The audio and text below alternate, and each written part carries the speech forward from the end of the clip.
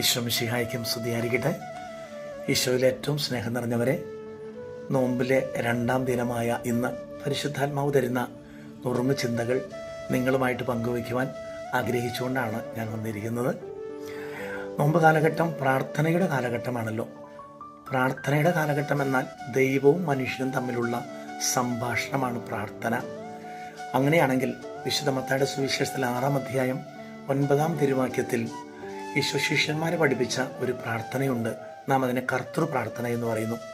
ആ പ്രാർത്ഥനയുടെ ആദ്യ ഭാഗം എങ്ങനെയാണ്? സ്വർഗസ്ഥനായ ഞങ്ങളുടെ പിതാവേ. സ്വർഗസ്ഥനായ ഞങ്ങളുടെ പിതാവേ എന്ന് പറയുമ്പോൾ അതിൽ ആഴമായ ഒരു അർത്ഥമുണ്ട്. ഞങ്ങളുടെ പിതാവേ.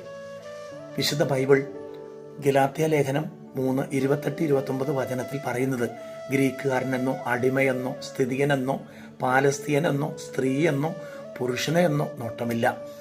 വെളിപാട് പുസ്തകത്തിൽ 5-ാമത്തെ അധ്യായത്തിൽ 9-ാം തിരുവാക്യം പറയുന്നു, നീ വധിക്കപ്പെടുകയും നിന്റെ രക്തം കൊണ്ട് എല്ലാ ഗോത്രങ്ങളിലും രാജ്യങ്ങളിലും ഭാഷകളിലും ജനതകളിലും നിന്നുള്ളവരെ ദൈവത്തിന് വേണ്ടി വിലയ്ക്ക് വാങ്ങുകയും ചെയ്തു.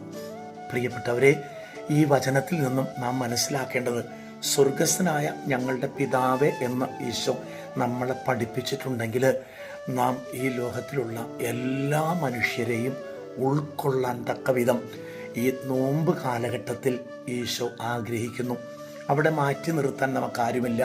നമുക്ക് എല്ലാവരെയും ആത്മാവിൽ ചേർത്ത് പിടിക്കാം. വാക്കിലും പ്രവൃത്തിയിലും ചിന്തയിലും ഈ നോമ്പ് കാലം എല്ലാവർക്കും ഫലദായകമാകുവാനുള്ള അനുഗ്രഹം യേശുവിൽ നിന്ന് നമുക്ക് പ്രാർത്ഥനാപൂർവ്വം സ്വീകരിക്കാം. ഈശോ നമ്മളെ എല്ലാവരെയും അനുഗ്രഹിക്കട്ടെ.